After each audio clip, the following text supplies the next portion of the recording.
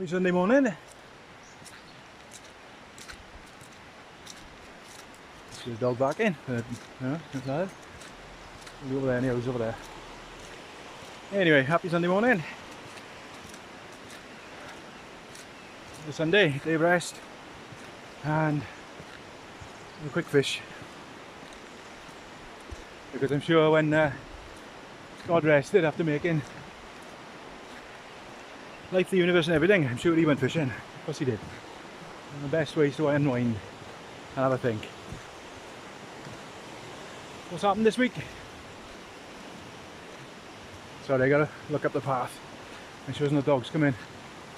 Gwen splats dogs with her front paws. She wants to play with them, she does, but you know, she's a big dog. What's happened this week? Sucker Carlson. Did he come here? Come here. There we are. Somebody come in. It turns out it was my neighbour. Lovely guy, like. Anyway, as I was saying, Tucker Carlson has interviewed Putin. Obviously, besides Trump, Putin, one of the best presidents on the planet. President of Russia, obviously. If you didn't know, if you're thick, there's a lot of thick people out there now. Yeah, to be honest, it was a good interview. Like, you know, Putin schooled Carlson on a lot of things, history and that. I thought Tucker Carlson was being a bit chopsy, to be honest. Cheeky, chopsy. Anyway, as I was saying, yeah, Tucker Carlson has been a bit of a cheeky bugger, to be honest. It was, you know, I'm glad he's done it, you know, because people, to be honest, everybody should be made to watch that interview. You know, it's to the history of what's really going on in Ukraine and things like that, and the fact that Poland are on the verge of declaring war on Russia and things like that, because, you know, they're stupid lefties. But, you know, but this is what I mean. It's it was very, very interesting interview. Fantastic, in fact. And like I said, everybody should watch it. They should play it in schools. You know, that's what should happen. But there we go. Most people won't watch it because they're too busy watching 12-second clips on TikTok and things like that of people falling over or dogs sticking their heads in tins and you know, all that shit. But there we go. It's like, you know, my channel on YouTube. I don't give a shit if nobody watches it. I don't care. It's just me getting thoughts out. That's all it is. But it's like one video I did was on the conscript, and that was a load of bollocks. It was called Conscript Bollocks, and that had over 1,000 views. Where, like, you know, there's people out there getting millions of views for slipping slightly on a piece of ice or something like that. You know, that's the mentality of the world these days. It's absolutely ridiculous. It is. But there we go. You know, it's said, isn't it? Well, he said he got that.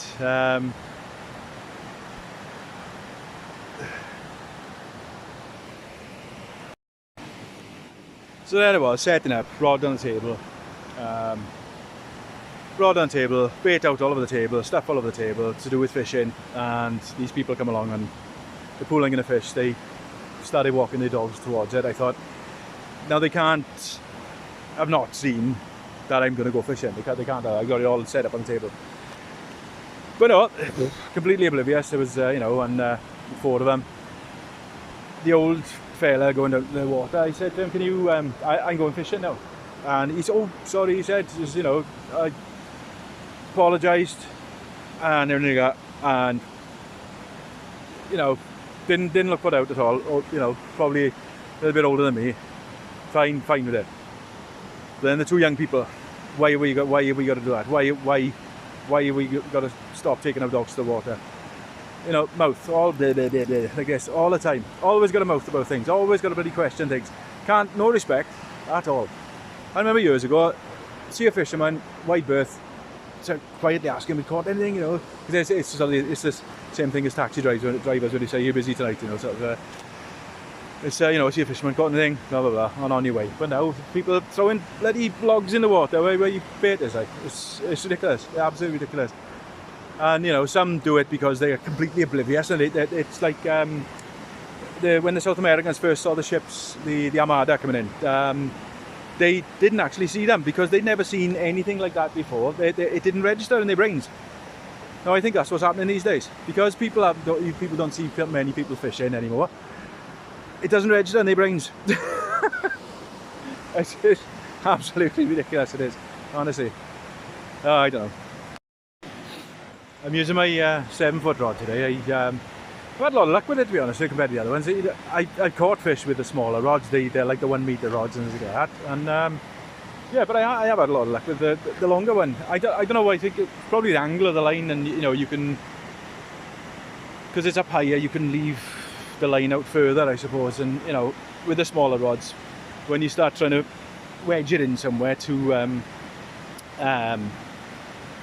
so you can just leave it and walk away and like go for a bit of a wander around the area. Obviously it pulls it in because it's so short, but with the longer rod, obviously it's up high, you can leave the line out further, and yeah, it really works for me. There we are. I've talked about my father a lot in videos and how he really influenced my life, and and he taught me all the survivalist stuff and fishing, shooting, everything like that. He taught me how to shoot. I had my first gun when I was 3. I actually grew up with them in my hands, so as I said, that's why I'm, I didn't blow your own trumpet, but I'm good with guns and things as in, I was a good marksman. I still am pretty good, this is, I'm a bit rusty, but I used to enter shooting, clay pigeon shooting competitions, and it's pretty good. I remember once I entered one for a laugh with my air rifle, and I actually hit a clay pigeon with my air rifle, so they were quite surprised at that. So it's, but there we go. It's if you're good at something, so there we go. Somebody coming up the river now, so I'll wait a minute. As I was saying, the passage in the Bible, the other passage, that little quote, honour thy mother and thy father. I honour my father every day. I light a candle for him most Sundays. If I remember, I light a candle for him. And I do honour him every day. I honour his memory, and the fact that most of his memory's been lost. There's a lot of his stuff was given away, not given to me. Stuff I should have had then, and so it should have been passed on to me. Like his military dagger and things like that. They were things I always thought I'd die. I didn't care about money. He kept me out of his will in 2015 for no reason whatsoever, other than he was coerced into it by greedy people. But the like I said, I honour their mother and their father, and I honour them both. I honour my mother by keeping my distance, because according to her, I'm a cocaine dealing poacher. Now, I've never done cocaine in my life. Oh, an alcoholic as well. Yeah, I'm an alcoholic as well. So I'm a cocaine dealing alcoholic poacher. I've got a fishing license, a full fishing license. I've never done cocaine. Never wanted to do it. Never wanted to try it. In fact, there's most things in that a lot of my friends when they were younger that they tried. I didn't. No, you're right. If it was outright, it didn't do anything to me. I did drink, and I will say that I did drink.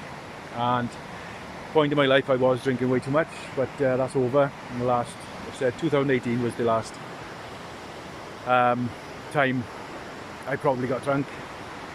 It is now 2024, so there we are. Not too bad. In fact, brilliant, yeah, so all that's out the window. But anyway, and the poaching thing, yeah, so the poaching thing is the fact that she cannot say anything good about anybody. And the thing is, I don't want to slag her off.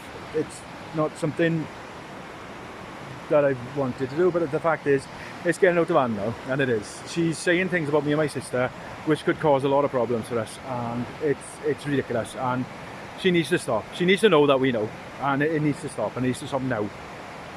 Because, you know, it's going to get to the point where it's going to get to a lawsuit. I'd just like to take my hat off to other people out there who have survived growing up with a sociopathic, narcissistic parent. I suppose you could say psychopathic as well.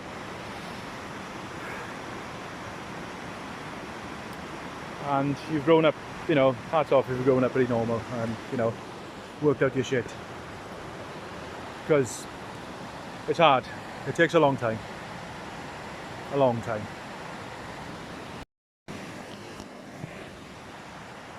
I think the cormorant and the merganser and goosander I saw the other day and the heron, I think they've done a number on this bloody river. It's bloody hell. It's just, another sniff for months now, about 2 months, nothing. Not one, like tiny bites. So there are small fish in here, but yeah, nothing was writing home about, right?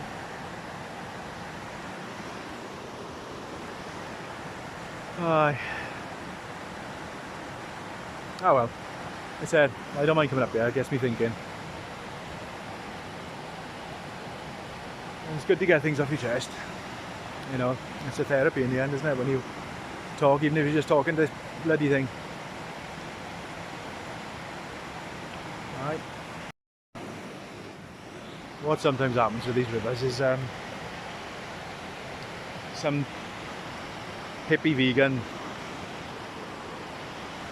people will buy a house or a wrecked house up in the middle of nowhere, up like the top of the river, and they'll pretend they live in the earthy life, and you know, in reality they can't live without the modcon, so they have all these solar panels put in and all that, like, and then they have all their washing machines, tumble dryers, and like I can now run my tumble dryer off the solar panel. The whole point is you want to live an earthy life, you dry your clothes on the trees or something.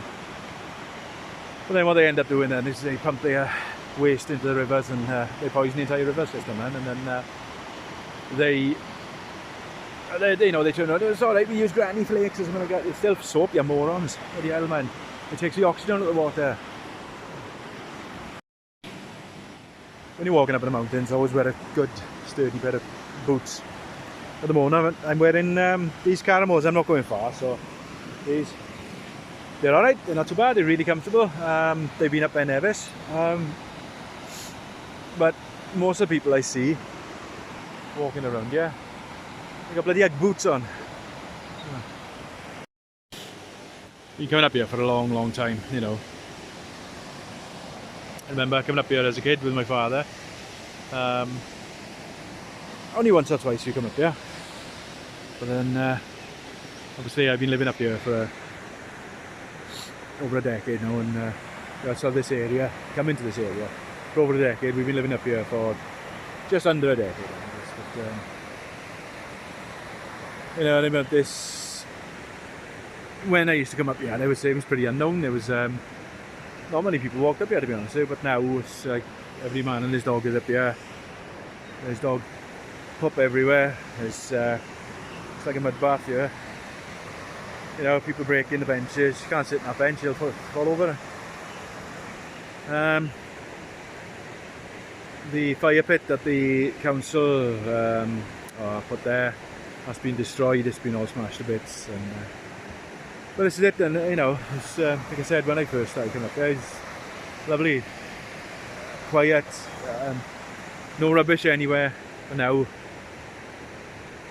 all these morons come up here, they leave their dog mess everywhere in bags in the trees, and it's just, you know, it's sad. And there's rubbish all over the place, like crisp packets, sweet wrappers everywhere, and you know, and prophylactics, and it's disgusting. It's like, I mean, look at this, you know, this right here be used to shelter from the rain if it's like, you know, so the weather's bad, but there's, you can't go in there with the dog. There's all smashed glass all over the floor. There's, look at this. Disgusting, there's smashed glass everywhere. Yeah, you know, somebody fancied themselves a graffiti artist. Obviously, they didn't finish school, but looks of it. So, you need working on, boy. Brilliant. Alright. So there we go. The way of the world these days. Nobody respects anything. And you know who respects nature less than most people? All these bloody blue-head idiots who go around screaming about climate change and they haven't got a bloody clue. They're the ones throwing all the bloody rubbish all over the floor. Somebody else can pick it up. Yeah, give them a job. Yeah, that's what they bloody like. Idiots. There we go. I was watching a documentary this morning on Middlesbrough and how bad it is there. And it's not just Middlesbrough. It's, you know, most of the cities now in the UK are horrendous places. Knife crime is rife, and you know it's the police aren't arresting. Like, I carry a small multi-tool with me. It's got a less than a 3-inch blade on it. It's like I need it to, you know, for fishing. It's a multi-tool. That's what it's for. But the police will come and arrest me for carrying that, but they won't go and see these youths who are carrying kitchen knives and things around with them, and they even carry machetes and guns and things around with them. But they take machetes off gardeners. They'll arrest the gardener for having a machete, but they won't arrest these youths for running around chopping their mates' heads off. No, they won't do that, will they?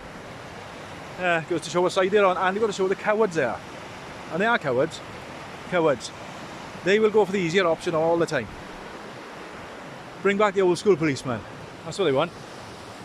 Have a bloody slap around the ear hole, bloody, you know, take a knife off him, give him a clip around the ear hole, boot up the arse, a couple of months in jail, in a really hard jail. They won't do it again. It's disgusting. Disgusting. Britain, it's gone to the dogs. It does. Actually, if we went to the dogs, it'd probably be a better place, wouldn't it? The dogs would probably do a better job. Aye, well, there we go.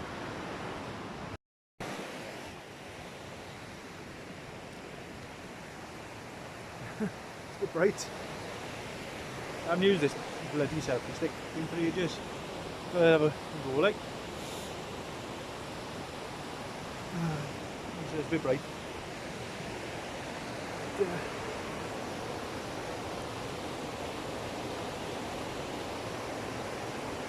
Hang on. Let's see what this looks like. Properly.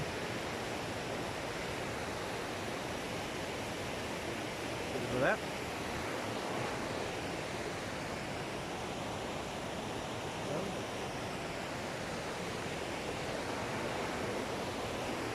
I've not a bite for months.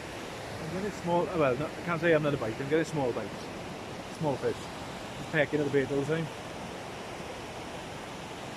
I don't know, nothing sizable.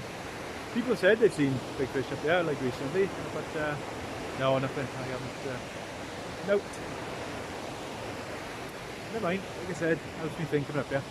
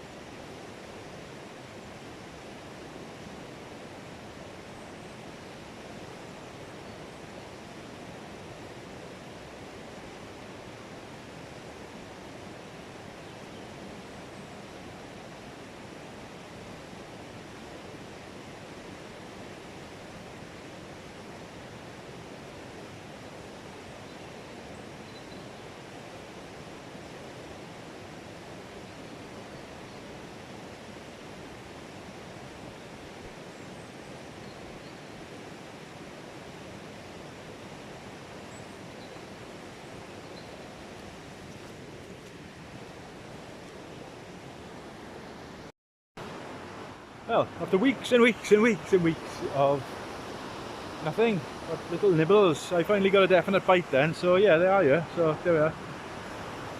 It only it grabbed the worm, it pulled half the worm off it did, but yeah, definite bite. So at last, but yeah, at least I know they're here now. God. But like I said, somebody saw a load of fish going upriver the other day. Well, not the other day, but about 2 weeks ago, they saw a load of them going upriver. So I don't know what that was about. It's the wrong time of year for spawning. Unless they're confused by all the weather, the engineered weather, like, you know, so possibly. But no, it's nice. Well, at least, like I said, at least I've got a definite bite today, so good. Here we are. Absolutely incredible. Woman just come up with the dog now, sent the dog down to the water, and I said, I've got a fishing line in here. I said, I got a rod. Have you? She said. I said, yeah. I said, I don't want your dog getting tangled up in it. Where is it? And I says, there. Oh, right, threw a stick in. Dog went in. Unbelievable. Thick is it's an understatement. Unbelievable. Unbelievable. So there we are. Found out what the small bites are. Anyway, bullheads. We used to call them bullheads. I can't remember the proper name for them. Bullheads. I was just reeling in there and there's one hanging on the whim. So that's what we used to call them when we were kids. We used to catch them in the river, all the rivers.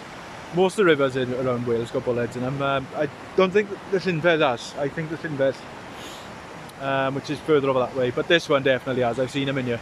Seen some quite big ones in here as well. Like, you know, like well, surprised me. That was over there. So there we are. The bullheads are hammering my worms. Right. I'm off home now anyway. So God bless you all. See you next time.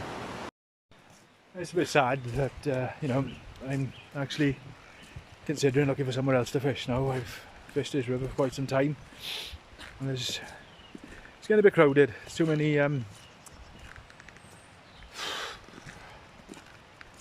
idiots coming up there, to be honest. It's just kind of mess up my day. It's the dogs go for Gwen and jumping, you know, throwing sticks in the pool in front of me when I'm fishing and things like that. It's getting a bit stupid, to be honest with you. All these people, I think, you know, say, oh, David Attenborough told me to do it. Ooh, you know. But yeah, this is the thing.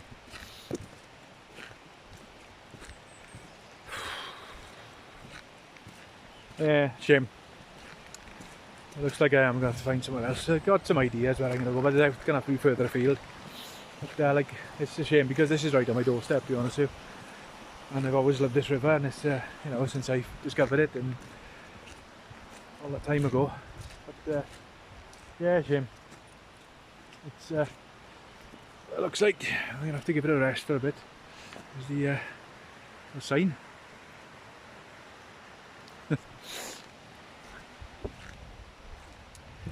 Never mind. We'll find somewhere else. Or perhaps I can go further up. And but the thing is, in the winter, it's dangerous to go further up the river. So the weather's getting better. So I might do that. Yeah, there's some good pools further down as well. A bit hard to get to. There's a pain in the arse here, like. Never mind. Anyway, God bless. See you next time.